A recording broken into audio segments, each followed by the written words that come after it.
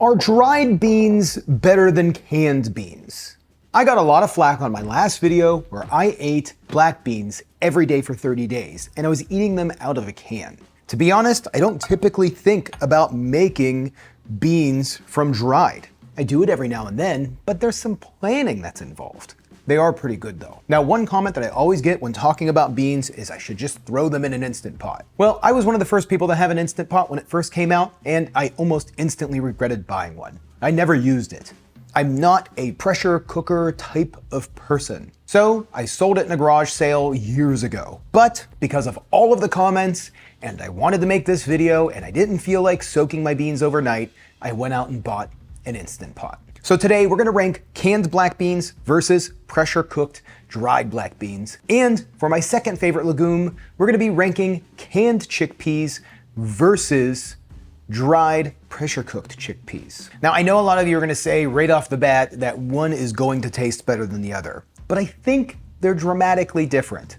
So let's dive in. This is our canned black bean. This is Bush's, which I believe won our black bean test, versus a dried black bean cooked in an Instant Pot according to the instructions. I will say the Instant Pot black beans look so much better. I mean, they're shinier, they're glossier, they're smoother, they just look like a better black bean. The canned black beans, well, I'll be honest, they're kind of gray.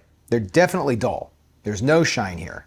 Now, when I cooked them, I wanted to make sure that I cooked them to about the same spec. So I made sure that they both have 450 milligrams of sodium per serving. 450 milligrams is about a quarter teaspoon of kosher salt. There's about 4 servings of black beans in the Instant Pot, so I added 1 teaspoon, maybe a little bit extra of a pinch, into the Instant Pot, so it should match up. Now, as far as taste, I mean, I'm gonna just dive right in. I never really put them side by side to really know which one would be better than the other. But the pressure cooked black bean is dramatically better. Not only does it look better, the texture is more even, the flavor is better. It's better. It's rounder, richer, smoother. It's a better bean. Now, as far as everything else is concerned, time, canned wins. I think it is funny that while I was doing my month-long black bean video that not one point did I think, wow, I could probably prep a ton of these just by using dried. I don't know why I didn't, and I know people called me out on that, so you were right. I should have done that. This is better, would have made a lot better meals. I'm actually disappointed by about how much better this is. This is crazy how good this is. Now, if you're in a hurry, these will be fine. There's nothing wrong with them. I lived for a month off of these beans. But I do wonder, a lot of people in the comments stated that I needed to rinse the beans off. So I did do that. I rinsed off the bushes before I cooked them because I did go through a lot of gas over the first couple of days. I already eat high fiber diet, and I know that if you don't eat a high fiber diet, the canned beans will give you gas. I've heard that the pressure cooked beans will not be as bad. If time isn't a convenience factor, the dried beans in the pressure cooker, I will say I am kind of excited that I bought that thing because it did make it much, much easier. Now, as far as price, hands down, the dried beans win. Now, dried beans, you can get anywhere from 50 cents a pound all the way up to $1.12 a pound dry. Canned black beans often range from $1.50 to $3.50 a pound. 2 cups of dry will equal around 3 cans of beans. 2 cups is roughly a pound, so you're talking, a third of that even. So for preppers, dry is dramatically different. So all in all, I think the dried black beans absolutely won. So I'm gonna toss my chickpeas into the pressure cooker, let them cook for around 30 minutes, which is plenty of time for today's sponsor. How many times have you been thinking about starting a project and you'll say, I'll start tomorrow, yet tomorrow never comes? That was me. Next week is the 9-year anniversary of SauceStache, and I've been thinking about some changes for quite a while. I've been talking about it from time to time in videos, and I've even said changes are coming soon. I've done this 7 months ago. I released a video talking about that. The problem is I've felt stuck until I realized people don't need to just wait around. You can get help, lean on support, and make a real plan. And that's why I want to share how Strawberry.me can do just that. Strawberry.me is a personal coaching platform designed to help people get unstuck, gain clarity, and create a real plan for career growth. They make coaching affordable, accessible, and personalized. These are certified coaches, all trained through reputable ICF accredited programs. They help you get clear on your next move and create a results-driven plan. I've already had 4 meetings with my coach Alexis. The last few video ideas have been with her help. I'm getting organized, I'm getting put together, and I'm starting to work towards the channel that I really want to create. She got me taking action instead of feeling stuck. There's now a new level of accountability that I feel keeps me motivated to keep making these changes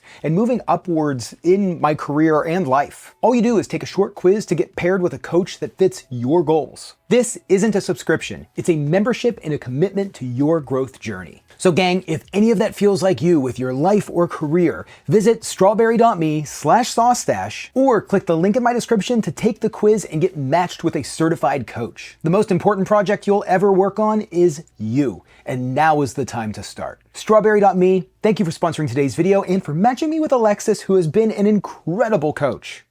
Okay, we are back. Now I have to say that this is one of the prettiest cans of chickpeas I've ever seen. I mean, these are immaculate canned chickpeas. And I am new at the Instant Pot, so there might have been something that I did a little bit different. I ended up cooking them for an additional 10 minutes because they were not done. Now this can is DeLalo. Now this wasn't in my ranking video, so I don't exactly know how these rank. I went around and bought some imported chickpeas. I was gonna do an entire video on imported chickpeas, ranking them and see which one was better, not trying to compare like the cheap ones. But I will say, right off the bat, the look of these is pretty phenomenal. This one here is your pressure cooker.